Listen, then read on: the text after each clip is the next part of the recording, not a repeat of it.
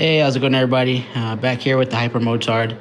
So in the last video we did on this bike, I brought it back to life. I took it for a test ride, and the clutch was extremely grabby. I did some research and found that these clutches, they were like a light switch on and off, and there was actually an updated clutch that came out in 2015. So I went ahead and purchased that, and we're going to be changing that in this video. So this is the clutch kit here, straight from Ducati. I got the friction discs soaking in oil.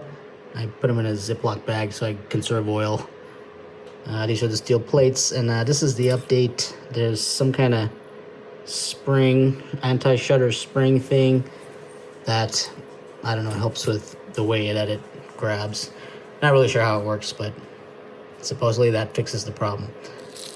And I bought these. These are for a Ducati Monster. They're supposed to hold the whole clutch pack together. And I hope these work, because I don't have any other way to hold it together. So let's get started. If you followed the last video, you know that I literally just changed the oil like less than 10 miles ago. So I'm going to attempt to do this without draining the oil. I propped the front tire up on this block of wood, and it's leaned back pretty good. There's no oil showing up in the window here, so I think we're gonna be good. We're gonna find out when I take this all apart if it makes a big mess or not. The game plan is I'm gonna remove this heat shield. This cover needs to be unbolted and shifted this way, and I'm gonna try to weasel this out without removing the brake lever, but I may need to.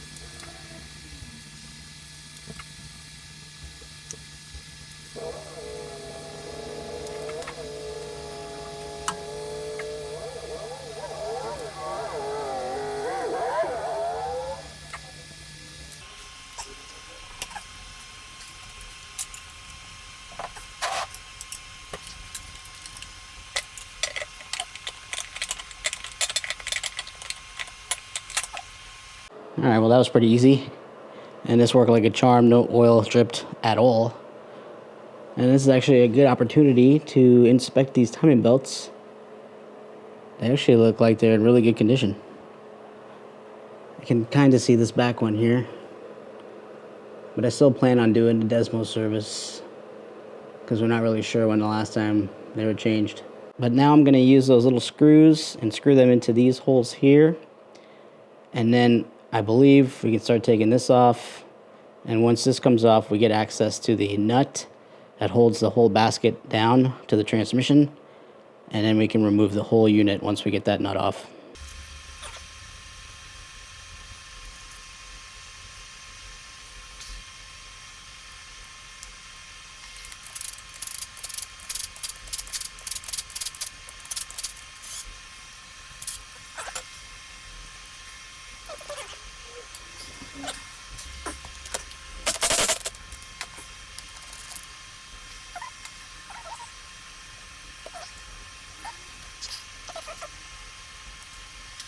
Alrighty, so this is the plan here to relieve the pressure, to remove these little service bolts here.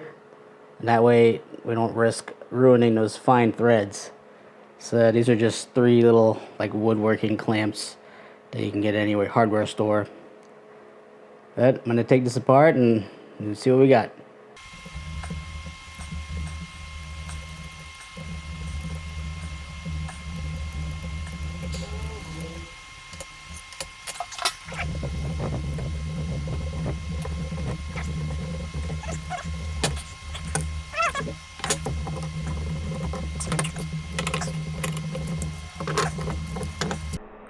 guess there you go.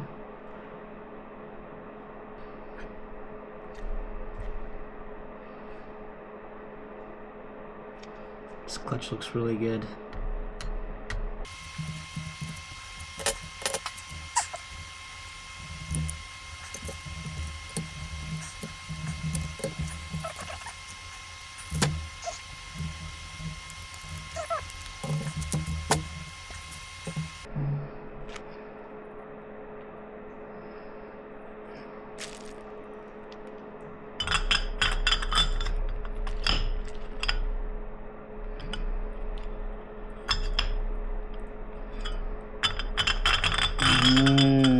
Okay, this only fits one way.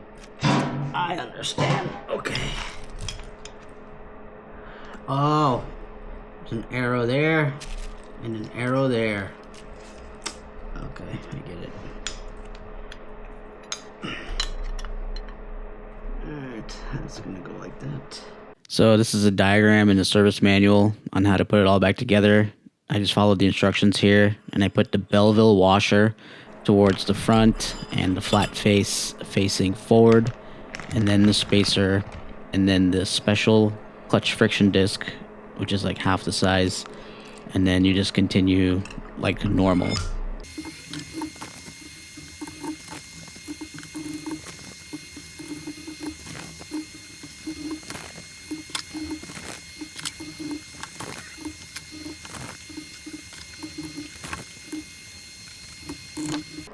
And now that I got it all stacked, I gotta flip it over and put those 4 springs back in that go between. I think this is a slipper mechanism or something, and I believe that's why these have these springs here. But lifting this was a little tricky, and had to kind of wiggle it back down just to get all those steel plates to line back up. It was not the easiest thing, but it's doable. Just take your time.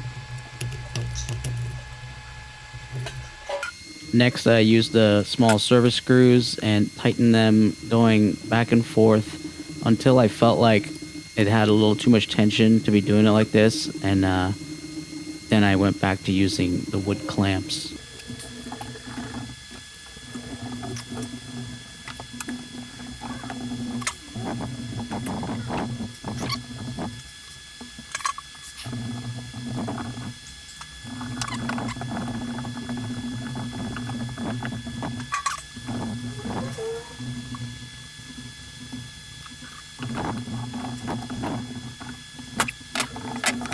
Okay, I finally got that back together. It was a little stressful. So when I was tightening it down with this, it felt like maybe one of the steel plates wasn't aligned as I was going down, but I loosened it a little, and then I went back down, and it went down very easily. And then I just bottomed out these bolts again, so this is all being held together. I offsetted this last one per a bunch of instructions that I read online.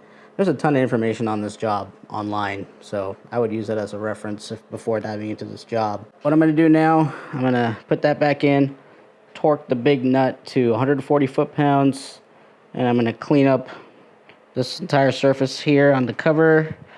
I'm going to clean up the surface on the bike, do a couple dry fits to make sure I know how I'm going to put the cover in without hitting anything, because there's going to be sealant on it, and then I'll put the sealant on and send it, and I'm going to let it dry overnight.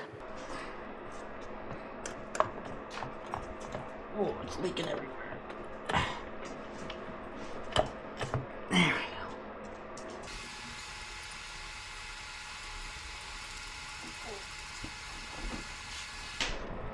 So for torquing it, I opted to hold the brake with my foot. I also forgot to mention I put the bike in 6th gear before I took everything apart. But this was a little sketchy because my torque wrench is kind of short, and 140 is close to the max torque of it. So I had to pull really hard while stomping on the brake pedal.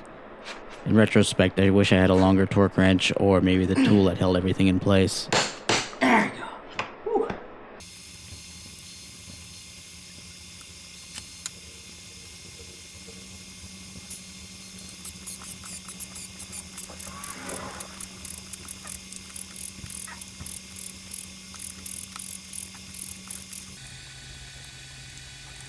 And when it came time to clean this, I also thought I should have cleaned all this before I bolted that basket on.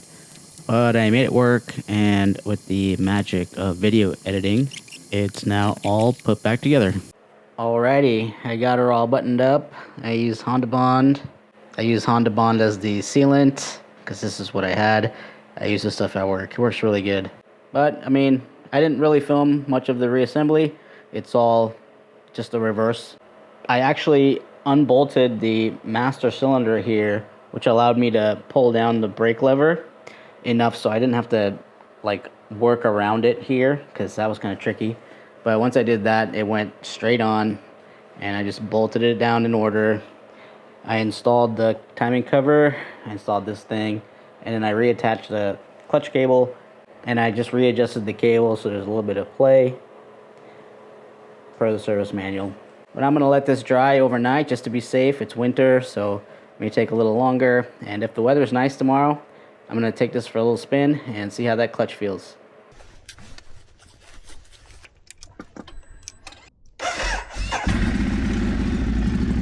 So the next day actually ended up being super nice out, and immediately upon getting on the bike and starting to move, I felt that the clutch was a lot better. I didn't want to immediately stall, which is what it was doing before. Like right here, it would just normally lurch forward instead of smoothly get going. And then at a stop here, like I would never do this before because I would be afraid it would want to wheelie or start spinning or something. So the bike was definitely fixed. And since I was just going to ride it around the block, but it was such a nice day and the bike was riding so good, I was actually enjoying myself, I decided to take this thing for a little ride.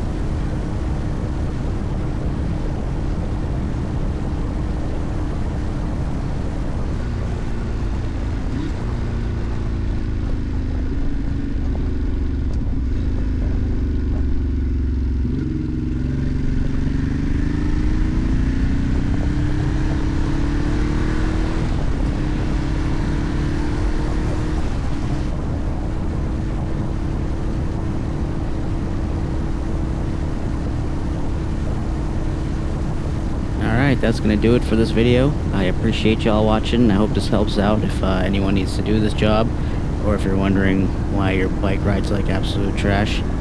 This is why. These clutches were not good, I guess. But we got some more videos coming on this bike. I may have gone a little crazy and bought some suspension I didn't need.